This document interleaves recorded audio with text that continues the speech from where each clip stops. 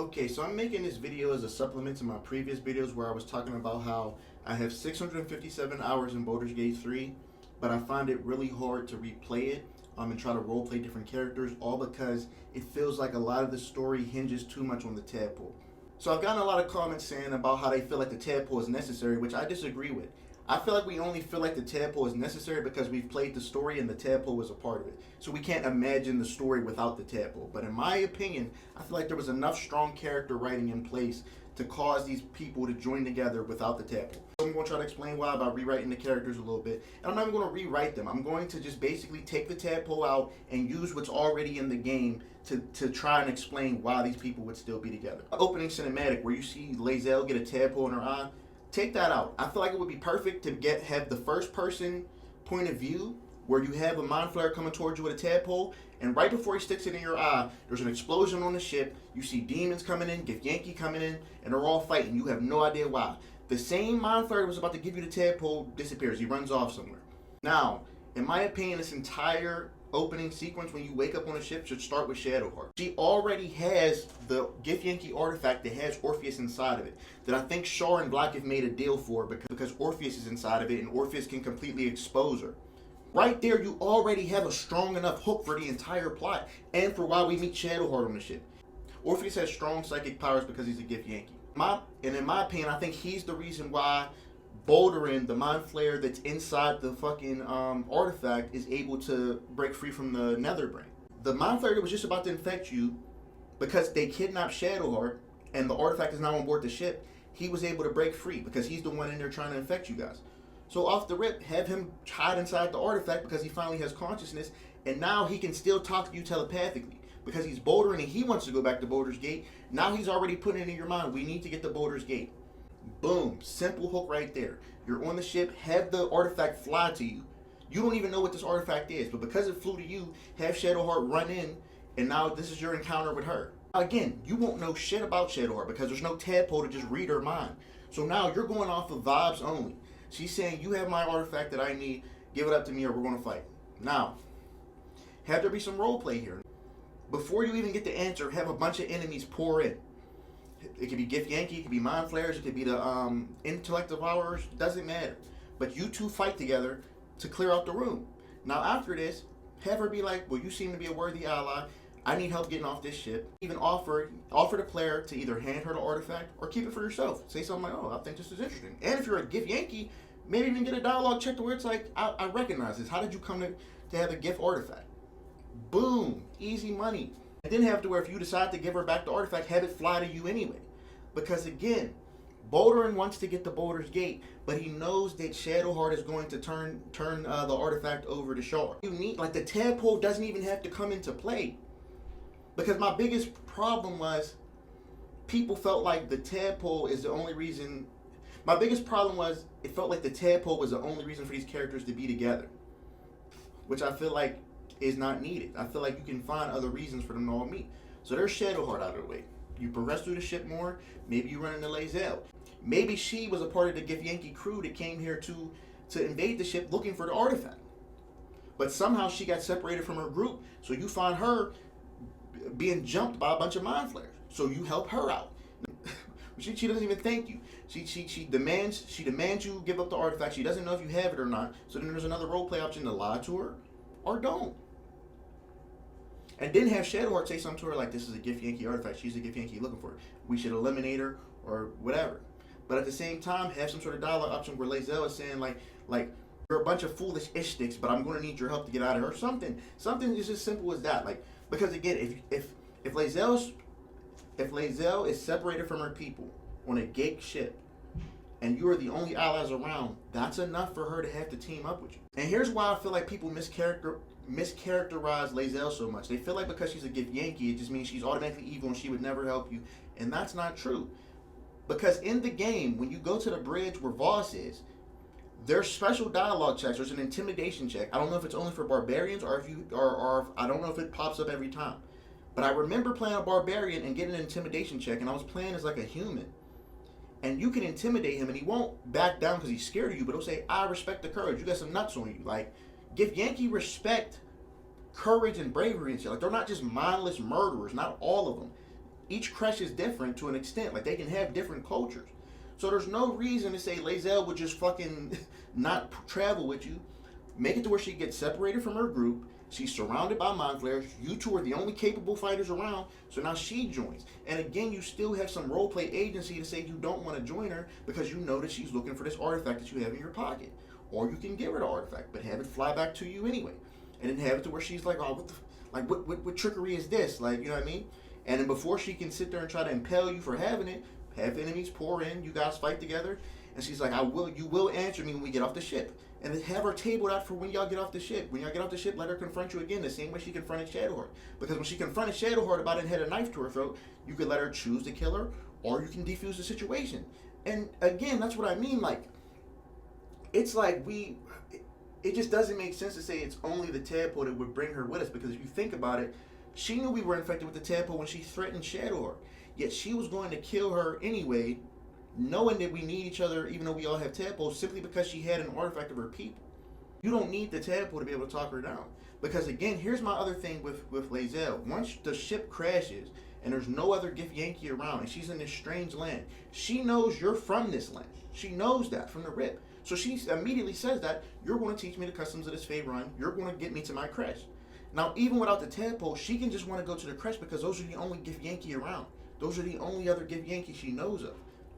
And then when we get there, you could have her try to betray you. My biggest thing with why I feel like the Tadpole is unneeded is Pathfinder Wrath of the Righteous, which dropped I think either 2 years before or a year before Baldur's Gate 3. And they did companions so much better. The evil companions felt like evil companions. In Baldur's Gate 3, I feel like the companions feel more like a group of your friends are all playing D&D, and you guys are all kind of in character, like, oh, my character's evil, but it's like, you do just enough to have some sort of roleplay there, but you're also doing enough to where your friend can do some sort of roleplay to make it to where you guys can adventure together. The whole game feels like it's meant for you guys to adventure together. It doesn't feel like it's made for you to say fuck any of these companions and get rid of them. There's not enough alternate companions for that. You get what I'm saying? Like the game doesn't have enough backup companions for you to say fuck the main companions you get. Whereas in Pathfinder Wrath of the Righteous, there's different companions with their own ideals. Regil, for instance, or Regil, I don't know how you say his name, but he's a little gnome. He's an evil gnome in Pathfinder Wrath of the Righteous. And he's his own commander of his own group of warriors, and the way he handles his words might be different than the way you do. You witness him kill his warriors or give them harsh punishments right in front of you. And he gives no fucks about how you feel about it. You can say that's wrong or whatever, and he will come back at you with his own ideology on why he does that. And that gives the player more roleplay agency, because it's like, if I disagree with this person strongly, I'm not going to travel with him. Or you can tolerate him, but still keep your own ideals. Or you can go against him at every turn and say, I don't think that's right. And eventually, you guys might part ways because of that. Versus in Baldur's Gate 3, it's kind of like, there's not enough roleplay agency over why you would travel with these people, besides we all have a Tadpole in our heads. Like people even say Astarion and Shadowheart are evil companions, but they're only evil when you make them evil. If you ask them to do evil shit, they'll do evil shit. That's not the same type of evil, though. Evil to me would be if we watch Astarion jump on somebody and bite them unwarranted, without our input. Another thing with Wrath of the Righteous, there's a quest with one of the, I don't want to spoil it for nobody, but there's a quest with one of like the first companions you get, to where once you get to the end, if you're playing as a lawful character or just a character who doesn't agree with what she has going on in general, you're going to have to kill her. You know what I'm saying? Like in this game, having to kill a companion comes up if you basically have to want to do that. Like they don't, none of the companions really put you in a situation where you have to kill them. In Wrath of the Righteous, there's a companion where if you're playing as a certain type of character, you're role playing as a lawful character, a good character. Usually when you play good characters, you don't have to kill anybody. As a lawful character, you're going to have to kill this companion because she does not agree with this choice you make, if you make the lawful choice. And to me, that gives the player more roleplay agency over who they choose to travel with, versus just, we have the same affliction, let's travel together, or let's not. Because the let's not doesn't make sense. It seems really stupid. And the Tadpole makes you read their minds, so you basically know everything about them. That's not interesting. Even if it keeps little secrets away from you that can't get everything, it still gives you way too much information where an informed roleplay choice just doesn't feel possible. It takes too much agency from your own roleplay and how you want to play through the game. If you wanted me to believe that Astarion and Shadowheart are evil companions, don't just make it to where they go with my evil choices. Although they'll just tag along if I do something evil. No, make them do their own evil things without my input. The worst thing Astarion does is try to bite you in your sleep, but even with that, he kind of stops when you wake up, and he's sorry. He literally is telling you, like, I'm just hungry. Like, if you want me to believe he's evil, then make him jump on somebody unwarranted. I don't like that. I have to kill you for that. Boom. And then that gives paladins even more roleplay, because if he kills an innocent person to bite them, to drink their blood, now you could be an oathbreaker simply because you didn't stop him. Like, that's what I mean by, like.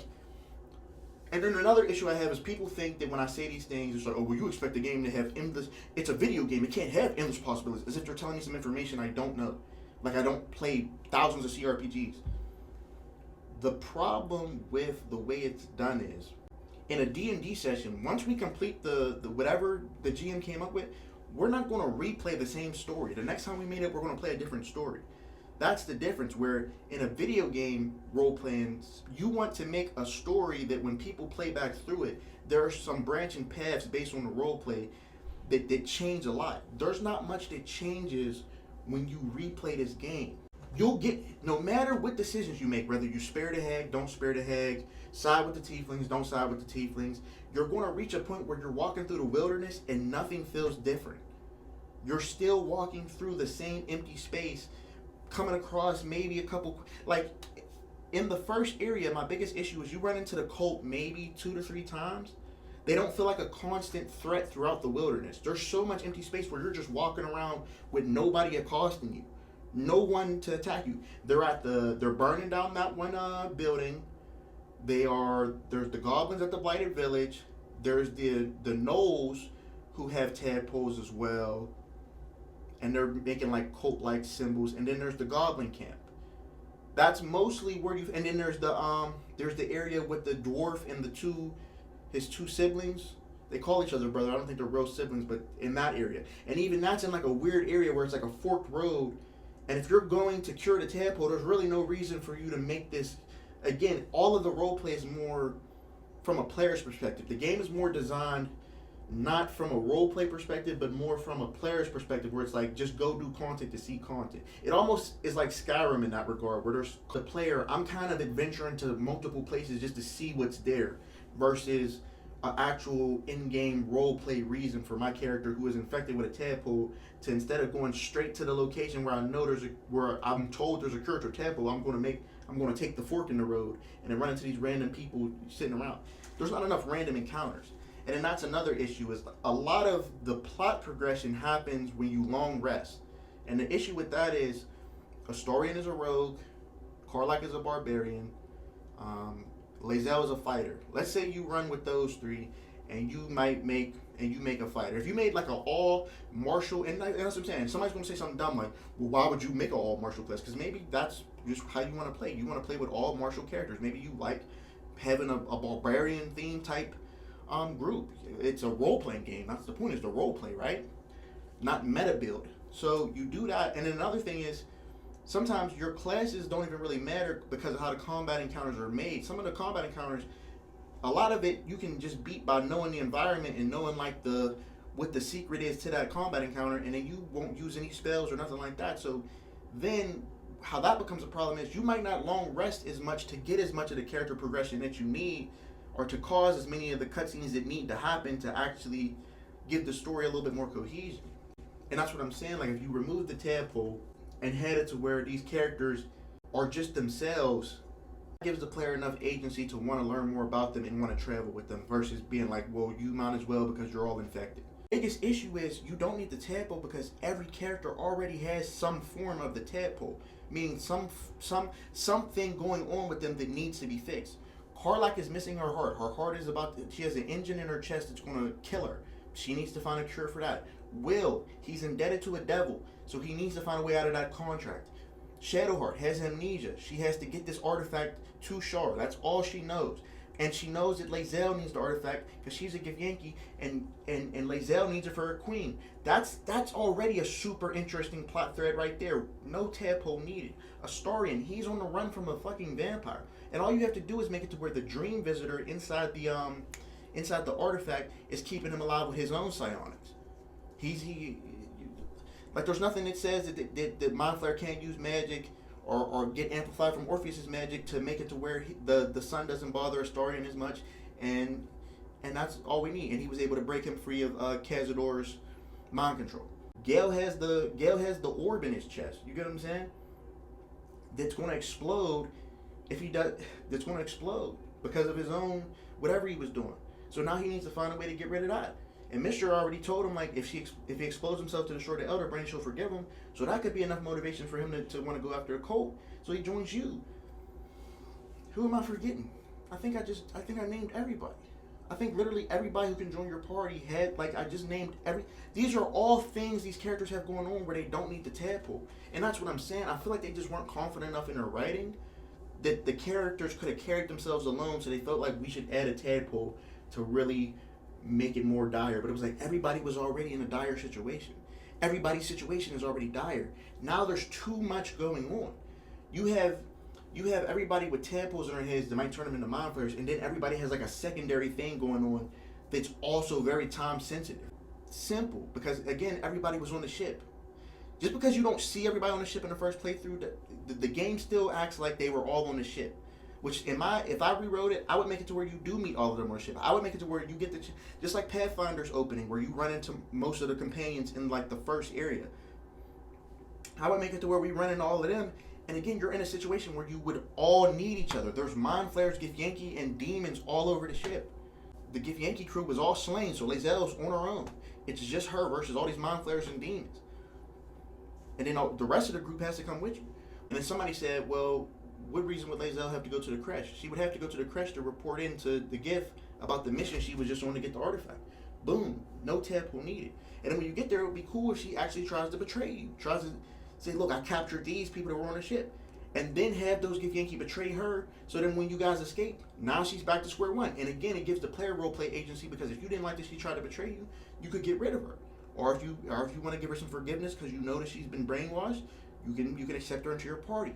That is way more meaningful to me than just being like, well, we're going to travel together because we all need this tadpole fix. You get what I'm saying? Like, I just feel like, I feel like I'm crazy or something because people are acting like, oh no, that's stupid. Complain more, cry more, and I'm not crying. I think it's a great game. I put 657 hours into it. I'm simply saying what would make my replays a lot better. The first playthrough was amazing. The replays feel a little dull because everything revolves around the tadpole. And the game was like very afraid to have real roleplay choices. You get what I'm saying? Like, it was afraid to let some of the companions have real agency. Of course, they'll leave you if you choose not to do their quests, but it should have been deeper than that. Will and Karlach will leave if you destroy the Tiefling's Grove, yeah, but even still, I think I had a run where I destroyed the Tiefling's Grove to get Minthara, and I just left them at camp, and they never left. You know what I'm saying? Because they weren't presently with me when I did it. Another issue I have is, like, people will say shit like, well, Lae'zel's a Githyanki, so she wouldn't just travel with you, but it's like, people act like there's no such thing as like good-hearted Githyanki. When you go to the creche, there's literally a dude who's saying, why are we killing each other when there's mind flayers about? Like, this is stupid. All this is stupid. So that alone should show you, like, oh, there are some exceptions to the rules. Like, it's not every person in this race acts the same, which kind of mirrors real life how some people think. Like, it's a little concerning. Thing with Minthara is a drow. Drow are usually considered to be very evil. But you can literally save her life, and then she just travels with you, and she doesn't do anything evil the rest of the game. She's just traveling with you. You could do good deeds, bad deeds. She don't care. She's along for the ride. Now, she might disapprove, but she doesn't leave. So it's like, that's what I'm saying. I just feel like if they removed the tadpole, the game on replay could have been better. Now, the first playthrough, yeah, but the tadpole, the story is great. But on replay, it kind of, once you see it again and realize how little things change, it sucks. For instance, when you do the quest to remove the shadow curse, what would have been cool is now you can walk through the whole Shadowlands without needing a lantern because you went out of your way to get the shadow curse removed. You don't see the shadow curse get lifted till you leave Act 2. That was so underwhelming to me, and it didn't feel rewarding. So again, it's like on a replay, nothing changes again. I do the quest to lift the shadow curse, but for the rest of the time I'm in the Shadowlands, it's still mostly empty with a couple enemy encounters here and there with a dark sky. Damn, man, it's like there was no need for certain shit. Like the tadpole could have left, and you could have made the story revolve around the artifact. The mind flayer that was about to infect you is now no longer a part of the Elder Brain because Orpheus, the artifact was in the vicinity, and Orpheus's telepathy was able to break him free of the Elder Brain. So he jumps into the artifact to hide because he needs to get taken to Baldur's Gate too. Everybody else needs to go to Baldur's Gate. Why not travel together at this point and give the player more role play agency to decide, does he want to travel with these people or not? Instead of just being like, oh, we have tadpoles. This is kind of my character. I'm going to read his mind. Do I want to travel with him or not? And you're most likely going to say yes every time because there's so much content that revolves around them that it's like, why not? And what I'm saying is, too, once you remove the tadpole, there's so many quests that can be rewritten to be more interesting. The hag quest, for instance, instead of making it to where we run into the hag at the Druid's Grove, then run into her again talking to Mayrina's brothers, then run into the hunter outside her house saying there's a hag in the house, and then go to the hag's house. What if you just made it to where Mayrina's brothers are at the Druid's Grove looking for their sister, right? And you can talk to them, and they tell you, we're looking for her sister. We think she's been taken by a hag. She was last seen in this area, or we heard that the hag lives in this area. Then give us the big little circle of the map that's in that area. And then that makes it more impactful when you get there, and it gives you that skill check to determine if it's a hag swamp or just a regular place. So when you get there, and if you fail the skill check, in roleplay, as the player, you could say, maybe those guys were lying. I'm going to leave here because it doesn't look like anything out of the ordinary. Or you'll continue and run into traps and shit. And they'll be like, oh, what the hell is going on here? Did those guys betray me? What is, you know what I mean? It gives way more roleplay agents, that's what I'm saying, and more mystery. Because now you would be thinking like, were those guys lying to me? Is her sister really out here? Am I about to be ambushed? You know what I'm saying? By them?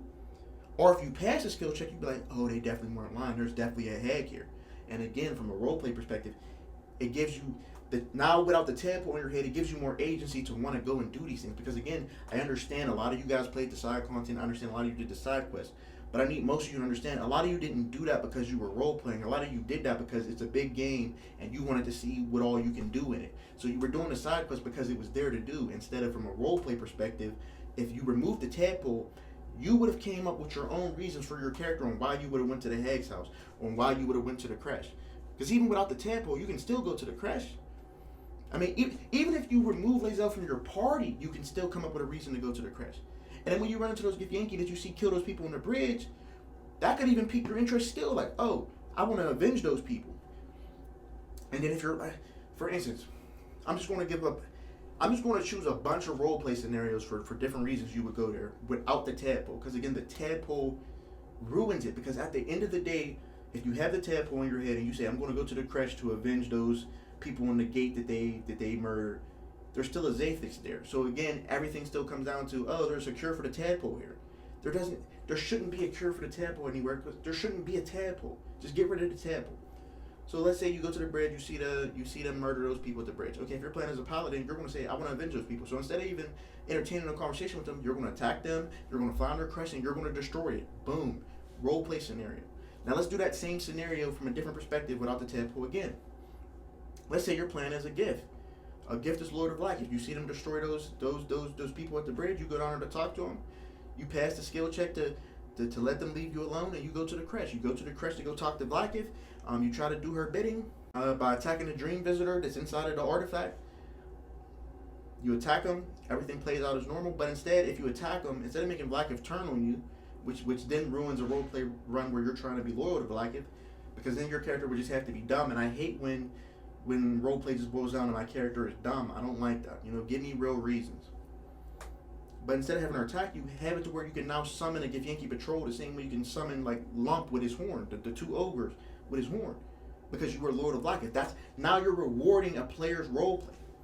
Now let's say if you were a Gith and you are convinced by the Dream Visitor, and then you leave out, now have her turn on you, and then continue the game like that, and then have more instances where more Githyanki can randomly pop up to attack you for Vlaakith in random places where you think you're safe. Like, you know what I mean? Have shit like that. On replay, they didn't put enough effort into the replay.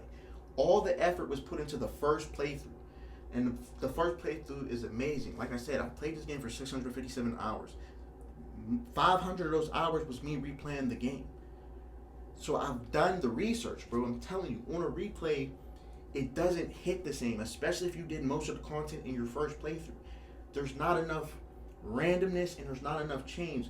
That's my biggest thing in Wrath of the Righteous. Even replaying Wrath of the Righteous, even if you do the same quest, not only is there multiple ways to roleplay through those quests, multiple reasons for your character to do those quests, but when you're traveling to those quests, there's random encounters.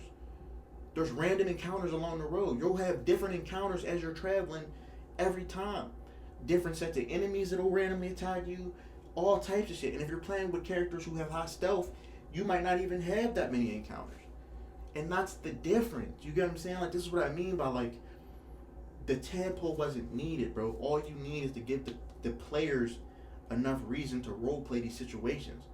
That was the heaviest part. The tadpole takes away the roleplay aspect because now I'm forced to go to these places, not because I want to or because my character would want to, simply because there's a tadpole we all need to be cured, so let's go check it out. But like I explained, like, every character already had their own version of a tadpole. Everybody is in dire need already. You didn't need to add a tadpole on top of that. We had the motivation already. Then I had somebody say some shit like, well, Will and Carlack's problem wouldn't be fixed without the tadpole. It's like, it would though. Just have it to where you run up on them, they're about to fight, Carlack is pleading with him that she's not the enemy and she does not want to kill him. Will is adamant that she is a devil that needs to be destroyed, and you come up on that with no prior information. Maybe the dream visitor can go in your head and give you some visions of what's going on. Because again, like, yeah, from what I understand in the lore, mind flayers don't need a tadpole to read minds or to use their psionic abilities on people who your entire party is level 1 when you guys get in. And I had another argument where somebody said, well, the characters would all be higher than level 1 without the tadpole. No, they wouldn't, bro. Jaheira was literally in the past few games, did legendary shit, fought bow spawns and everything. She should be level 20 by the time you meet her. No, she's like a level 5 or a level 6. So don't try to pull that bullshit. Like, the game can easily just make them all level 1s. It's not that big a deal. It's not that serious. Because then they said, well, Jaheira had to be level 5 for balancing. Okay, and then all the characters you meet are level 1 for balancing. What? You know what I'm saying? I hate when people do that. But I feel like I rambled long enough. Even like I said, I just feel like when I say without the tadpole, I just feel like the player characters don't need the tadpole. You could still have the cult being controlled by the tadpole. You could even still have the interaction where you see what having a tadpole does, turning you into a mind flayer on the ship. That way your character knows how dangerous this cult can be since all of their members are infected with tadpoles. And that also makes them way more scary because if they have tadpoles and you don't, they have more abilities than you. That was another issue I didn't like, where you had the tadpole so you could read minds, you can just walk into the goblin camp, they never felt like a threat to me because you're giving like these fodder enemies something that they really doesn't change how effective they are to me. The goblins are all pussies. Like, you can basically persuade every goblin just because you have the tadpole in your head, when in reality, if they had the tadpole and you didn't, it would make your deception checks or your intimidation checks way more meaningful, because it's like you're scaring these dudes who are usually fodder enemies, but because they have a tadpole, they have a little bit more ability, more unique abilities, so they're feeling like hot shit when they run into you. Versus now, it's like when you intimidate them, it's like, okay, you're really intimidated. Versus, oh, he has the tadpole, he's a true soul, so let's back off. That's so trash, you know what I'm saying? And it would make it to where when you run into other true souls, you feel actually intimidated. At no point did I feel intimidated by the cult, because all these abilities that they are getting from the tadpole, I have too. So I'm not really even, you know what I'm saying? I'm not as worried. Same thing with the Night Song and shit. Like, when you got the Night Song and she's recaptured by Ketheric, no matter what you do, when I show up, I already know that I'm strong enough to beat Ketheric without her.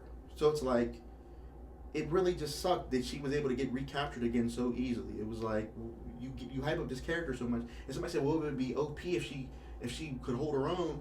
But it's like, it wouldn't be OP because, you know, it would be rewarding the player for going out of their way to save her from the clutches of Ketheric. And then you have a legendary battle alongside her now, and it makes the boss fight way easier because you saved her. You went out of your way to save her. You got to pass a skill check. You could possibly lose Shadowheart for it. That's rewarding the player. These are the consequences that you guys claim you won in RPGs. Yet the game basically says, okay, you didn't save her the first time, so you can either save her again at the boss fight, or you did save her, but she still gets locked up again, and you have to save her again. It's like, that's so trash. And somebody said something like, well, Ketheric's god is stronger than Saloon and that Asmar, but if he's stronger than her, why is our ragtag group of fucking characters able to beat him without her? That's stupid. You get what I'm saying? Like, that's dumb. So how strong are we then?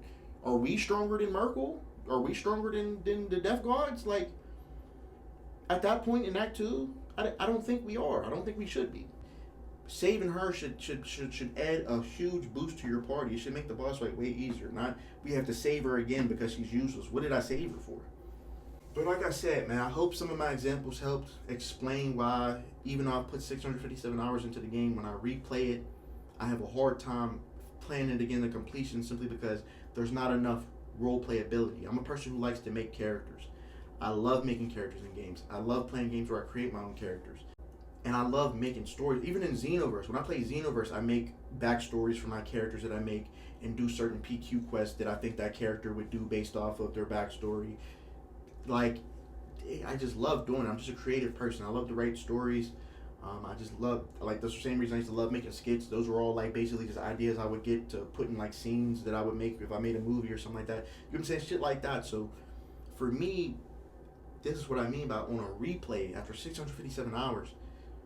There just could have been so much more role play potential if you took out the tadpole, and you would have gave so much agency back to the players to be able to decide, why would my character do this? Because when you have the tadpole, it's like most things you're choosing to do because you have the tadpole. Same thing with the companions being together. Same thing with their, like, they already had interesting quests. They already had interesting things they needed to do without the tadpole being a part of it. That just was like another thing added on top for no reason. It just was too much. It was too many things going on. But let me know what you guys think. It's your boy Hard Diggity Dog, and I'm out. Peace.